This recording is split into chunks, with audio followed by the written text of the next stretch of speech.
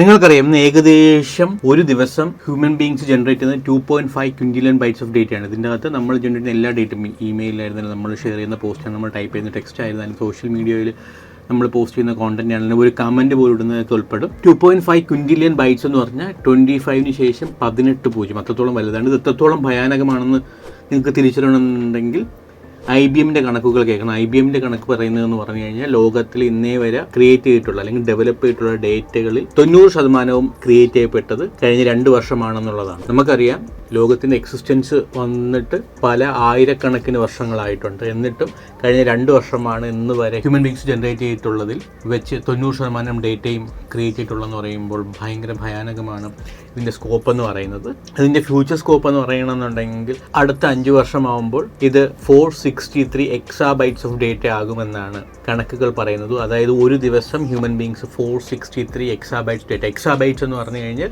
1 billion ജിഗാബൈറ്റ്സിനാണ് ഒരു exabyte എന്ന് പറയുന്നത്. So 463 billion gigabytes of data ആയിരിക്കും ഒരു ദിവസം ഹ്യൂമൻ ബീങ്സ് ക്രിയേറ്റ് ചെയ്യുന്നത്. സോ ഈ ഒരു സാഹചര്യത്തിൽ ഡേറ്റാബേസിനെ കുറിച്ച് പഠിക്കാൻ കഴിഞ്ഞാൽ, ഡേറ്റാബേസിനെ കുറിച്ച് മനസ്സിലാക്കി കഴിഞ്ഞാൽ നിങ്ങൾക്ക് ഹൈലി പ്രോസ്പെക്റ്റീവ് ആയിട്ടുള്ള ഒരു കരിയർ കെട്ടിപ്പടുക്കാൻ പറ്റുന്നതാണ്. ഡേറ്റ ജനറേറ്റ് ചെയ്യുന്നത് ദിനം പ്രതി കൂടുന്നതും ഡേറ്റയുടെ കോംപ്ലക്സിറ്റി വർദ്ധിക്കുന്നതും പുതിയ തരത്തിലുള്ള ഡേറ്റാബേസുകൾ എമേർജ് ചെയ്യുന്നതും കണക്കിലെടുത്തു കഴിഞ്ഞാൽ കമ്പനീസ് ഇത്തരത്തിലുള്ള ഡേറ്റയുടെ പവർ ഹാർനസ് ചെയ്യാൻ കഴിവുള്ള ഇതിൽ സ്കില്ലുള്ള ഇൻഡിവിജ്വൽസിന് ഹൈ പേയിങ് സാലറി കൊടുക്കാൻ എപ്പോഴും വില്ലിങ് ആയിരിക്കും. സോ ഇന്നത്തെ വീഡിയോയിൽ നമ്മൾ അത്തരത്തിലുള്ള കാര്യങ്ങളാണ് നോക്കാൻ വേണ്ടി പോകുന്നത്. ഇന്നത്തെ വീഡിയോയിൽ എന്താണ് ഡേറ്റാബേസ്, ആരാണ് ഡേറ്റാബേസ് ഡെവലപ്പർ, ഒരു ഡേറ്റാബേസ് ഡെവലപ്പറിന്റെ സ്കിൽസ് എന്തൊക്കെയാണ്, ഒരു ഡേറ്റാബേസ് ഡെവലപ്പർ എന്തൊക്കെ പഠിച്ചിരിക്കണം, ഒരു ഡേറ്റാബേസ് ഡെവലപ്പറായ ഫ്രഷിന് എത്ര സാലറി കിട്ടും, ഏതൊക്കെ കമ്പനീസാണ് ഹയർ ചെയ്യുന്നത്, ഒരു ഡേറ്റാബേസ് ഡെവലപ്പർ ജൂനിയർ ഡേറ്റാബേസ് ഡെവലപ്പറായി കഴിഞ്ഞ് കരിയർ ട്രാജക്ടറി എന്തൊക്കെയായിരിക്കും എന്നുള്ള കാര്യങ്ങളാണ് നോക്കാൻ വേണ്ടി പോകുന്നത്.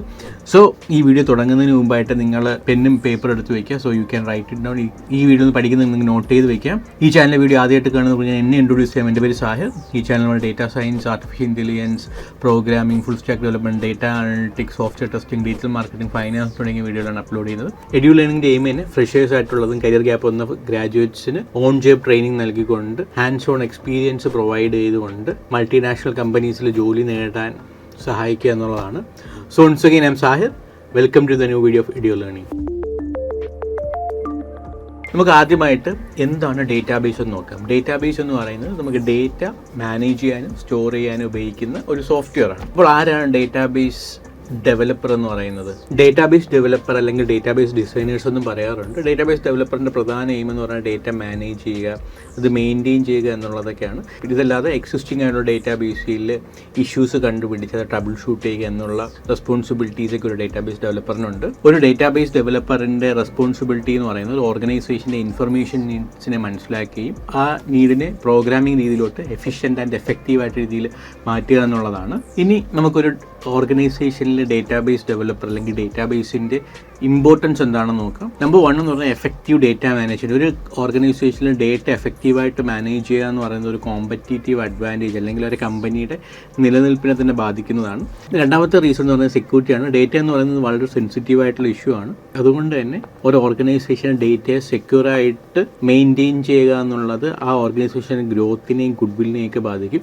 നിങ്ങളൊന്ന് ആലോചിച്ച് നോക്കിയേ, ഇന്ന് നിലവിലുള്ള മൾട്ടിനാഷണൽ കമ്പനീസ്, അതായത് ഗൂഗിളിൻ്റെ ആയിരുന്നു, ആമസോണിൻ്റെ അല്ലെങ്കിൽ യൂട്യൂബിൻ്റെ ആയിരുന്നു, ഫേസ്ബുക്കിൻ്റെ ആയിരുന്നാലും വാട്സപ്പിൻ്റെയിലൊക്കെ ആയിരുന്നാലും എന്തുമേൻ്റെ ഡേറ്റയാണ് അവരുള്ള ഒരു ഹ്യൂമൻ ബീയിങ്ങിൻ്റെ എല്ലാ കാര്യം നമുക്കറിയാവുന്നതിനേക്കാൾ ഉപരി കാര്യങ്ങൾ ഇത്തരത്തിലുള്ള പ്ലാറ്റ്ഫോംസ് നമ്മളെക്കുറിച്ച് അറിയാമായിരിക്കും അല്ലേ. അപ്പോൾ അവിടെ നിന്ന് നമ്മളുടെ ഏതെങ്കിലും ഒരു ഇൻഡിവിജ്വലിൻ്റെ ഡേറ്റ പോലെ ലീക്കായുള്ള സിറ്റുവേഷൻ ചിന്തിച്ചു നോക്കി, അത് കമ്പനിയുടെ ക്രെഡിബിലിറ്റിയെ ബാധിക്കും അല്ലേ, ഗുഡ്വില്ലിനെ ബാധിക്കും. സോ ഡേറ്റ സെക്യൂറായിട്ട് മെയിൻറ്റെയിൻ ചെയ്യേണ്ടത് ഏതൊരു ഓർഗനൈസേഷൻ്റെയും വളരെ പ്രധാനമായിട്ടുള്ള ഒരു ഡ്യൂട്ടി ആൻഡ് റെസ്പോൺസിബിലിറ്റിയാണ്. മൂന്നാമത്തെ റീസൺ എന്ന് പറഞ്ഞാൽ ഇൻ്റഗ്രേഷൻ ആണ്. പല ഓർഗനൈസേഷൻസിലും മൾട്ടിപ്പിൾ സോഫ്റ്റ്വെയർസ് ആയിരിക്കും ഉപയോഗിക്കുന്നത്. അപ്പോൾ ഇത്തരത്തിലുള്ള മൾട്ടിപ്പിൾ സോഫ്റ്റ്വെയർസ് തമ്മിൽ ഡേറ്റ ട്രാൻസ്ഫർ ചെയ്യേണ്ട ആവശ്യം വരാറുണ്ട്. ഈ ഒരു സാഹചര്യത്തിൽ ഡേറ്റാബേസ് ഡെവലപ്പേഴ്സിൻ്റെ ആവശ്യം ആ ഓർഗനൈസേഷനിലുണ്ട്. ഇനി നമ്മൾ നോക്കാൻ വേണ്ടി ഇപ്പോൾ ഡേറ്റാബേസ് ഡെവലപ്പറിൻ്റെ കരിയർ പ്രോസ്പെക്റ്റിനെ കുറിച്ചാണ്. നമുക്കറിയാം നമ്മളൊക്കെ ഇന്ന് ജീവിക്കുന്നത് ടെക്നോളജി യുഗത്തിലാണെന്നുള്ളതും ഇന്ന് എല്ലാ കാര്യങ്ങളും ടെക്നോളജിയിലോട്ട് മാറിക്കൊണ്ടിരിക്കുകയാണെന്നുള്ളതും ഒരു മനുഷ്യന് പോലും ടെക്നോളജിയിലാണ് ജീവിക്കാൻ പറ്റാത്തൊരു സാഹചര്യമായിക്കൊണ്ടിരിക്കുകയാണെന്നും കൂടാതെ നമ്മൾ ക്രിയേറ്റ് ചെയ്യുന്ന ഡേറ്റയുടെ വോളിയം കോംപ്ലക്സിറ്റി ഒക്കെ ദിനംപ്രതി വർദ്ധിക്കുന്നുണ്ട്.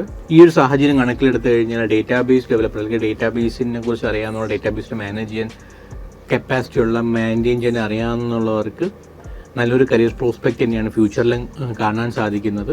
ബ്യൂറോ ഓഫ് ലേബർ സ്റ്റാറ്റിസ്റ്റിക്സിൻ്റെ കണക്കുകൾ പറയുന്നത് ഒരു എൻട്രി പൊസിഷനിലുള്ള അല്ലെങ്കിൽ എൻട്രി ലെവലിലുള്ള ഡേറ്റാബേസ് ഡെവലപ്പറിന് പോലും നാഷണൽ ആവറേജ് സാലറി കാട്ടി ഓൾമോസ്റ്റ് ഡബിൾ സാലറി ലഭിക്കുന്നുണ്ടെന്നുള്ളതാണ്. ഇനി നമുക്ക് ഒരു ഡേറ്റാബേസ് ഡെവലപ്പർ ആവാൻ എന്ത് പഠിച്ചിരിക്കണം എന്നുള്ളത് നോക്കാം. ഒരു ഡേറ്റാബേസ് ഡെവലപ്പർ ആവാൻ വേണ്ടിയിട്ട് ഒരുപാട് സോഫ്റ്റ് സ്കിൽസിൻ്റെ ആവശ്യമുണ്ട്. അതിന് പ്രധാനമായിട്ടുള്ളത് communication skill, team management skill, critical thinking ഒക്കെയാണ്. പക്ഷേ നമ്മളിന്ന് ഡീറ്റെയിൽ ആയിട്ട് നോക്കാൻ വേണ്ടി പോകുന്നത് ഒരു ഡേറ്റാബേസ് ഡെവലപ്പർ ആദ്യമായിട്ട് അറിഞ്ഞിരിക്കേണ്ടത് ഡേറ്റാബേസ് ഡിസൈൻ പ്രിൻസിപ്പിൾസിനെ കുറിച്ചാണ്. ഒരു ഡേറ്റാബേസിൻ്റെ സ്ട്രക്ചർ നിർണ്ണയിക്കുന്നത് അതിൻ്റെ ഡിസൈൻ പ്രിൻസിപ്പിൾസ് നോക്കിയിട്ടാണ്. ഒരു ഡേറ്റാബേസ് ഡിസൈൻ ചെയ്യുന്ന സമയത്ത് ഇതിൽ ഏത് തരത്തിലുള്ള ഡേറ്റയാണ് സ്റ്റോർ ചെയ്യേണ്ടത്, ആ ഡേറ്റയിൽ തമ്മിലുള്ള റിലേഷൻഷിപ്സ് എന്താണ്, അവർ തമ്മിലുള്ള സ്കീമ എങ്ങനെ മെയിൻറ്റെയിൻ ചെയ്യണം എന്നൊക്കെ ഉള്ളത് ചിന്തിക്കേണ്ടതുണ്ട്. അതിനെക്കുറിച്ചൊക്കെ വ്യക്തമായ നോളജ് ഒരു ഡേറ്റാബേസ് ഡെവലപ്പറിന് വേണ്ടതായിട്ടുണ്ട്. അതുകൊണ്ട് തന്നെ ഇത്തരം കാര്യങ്ങൾ ചെയ്യാനായിട്ട് ഡേറ്റാബേസ് പ്രിൻസിപ്പിളിനെ കുറിച്ചുള്ള വ്യക്തമായ നോളജ് ഒരു ഡേറ്റാബേസ് ഡെവലപ്പറിന് ആവശ്യമാണ്. രണ്ടാമതായിട്ട് വേണ്ടത് ഡേറ്റാബേസ് മാനേജ്മെൻറ്റ് സിസ്റ്റത്തിലുള്ള നോളജാണ്. രണ്ട് തരത്തിലുള്ള DBMS-ലുണ്ട്. റിലേഷണൽ ഡേറ്റാബേസ് മാനേജ്മെൻറ്റ് സിസ്റ്റവും നോൺ റിലേഷണൽ ഡേറ്റാബേസ് മാനേജ്മെൻറ്റ് സിസ്റ്റവും.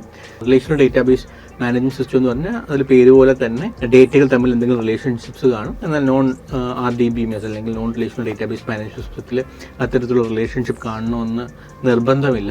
ഒരു ഡേറ്റാബേസ് ഡെവലപ്പർ ആകാൻ ആഗ്രഹിക്കുന്ന വ്യക്തി ഏതർ റിലേഷണൽ ഡേറ്റാബേസ് മാനേജ്മെൻറ്റ് സിസ്റ്റത്തിനെ കുറിച്ചോ നോൺ റിലേഷണൽ ഡേറ്റാബേസ് മാനേജ്മെൻറ്റിനെ കുറിച്ചോ ഒക്കെ ഡീറ്റെയിൽഡായിട്ട് അറിഞ്ഞിരിക്കേണ്ട കാര്യങ്ങൾ, അല്ലെങ്കിൽ പ്രാക്ടിക്കൽ നോളജ് ബിൽഡ് ചെയ്യേണ്ട ആവശ്യമുണ്ട്. അപ്പം റിലേഷണൽ ഡേറ്റാബേസിൻ്റെ ചില എക്സാമ്പിൾസ് ആണ് SQL, Microsoft SQL server, Oracle എന്നിവയ്ക്ക്. എന്നാൽ നോൺ റിലേഷണൽ ഡേറ്റാബേസ് മാനേജ്മെൻറ്റ് സിസ്റ്റത്തിൻ്റെ എക്സാമ്പിളാണ് കസാൻഡ്ര, മോംഗോഡിബി, ആമസോൺ ഡൈനാമോ എന്നിവയൊക്കെ. നിങ്ങൾ ഇതിൽ ഏതെങ്കിലും ഒരു ഡേറ്റാബേസിനെ കുറിച്ച് അറിഞ്ഞിരിക്കേണ്ടത് ഡേറ്റാബേസ് ഡെവലപ്പർ ആവാൻ വേണ്ടിയിട്ട് മാൻഡേറ്ററി ആണ്. എൻ്റെ പേഴ്സണൽ സജഷൻ SQL പഠിക്കുക, അല്ലെങ്കിൽ സ്ട്രക്ചേർഡ് കൊറിയൻ ലാംഗ്വേജ് പഠിക്കുക എന്നുള്ളതാണ്. കാരണം ലോകത്തിൽ നിന്ന് ഏറ്റവും കൂടുതൽ യൂസ് ചെയ്തുകൊണ്ടിരിക്കുന്ന ഡേറ്റാബേസ് മാനേജ്മെൻറ്റ് സിസ്റ്റം SQL ആണ്. നിങ്ങൾക്കും പ്രാക്ടിക്കലായിട്ട് മെൻറ്ററിൻ്റെ സപ്പോർട്ടോടുകൂടി പ്രൊജക്ട്സിലൂടെ ഡേറ്റാബേസ് മാനേജ്മെൻറ്റ് സിസ്റ്റം പഠിക്കണമെന്നുണ്ടെങ്കിൽ you can connect with us at 974621123. നിങ്ങൾ ഏത് DBMS പഠിച്ചാലും പ്രാക്ടിക്കലായിട്ട് പഠിക്കാൻ വേണ്ടി ശ്രമിക്കുക. അതിൽ പ്രൊജക്റ്റുകൾ ചെയ്ത് ഒരു പോർട്ട്ഫോളിയോ ബിൽഡ് ചെയ്യാൻ വേണ്ടി ശ്രമിക്കുക. ഇനി നമുക്കൊരു ഫ്രഷറായ ഡേറ്റാബേസ് ഡെവലപ്പറിന് എത്ര സാലറി ലഭിക്കുമെന്ന് നോക്കാം.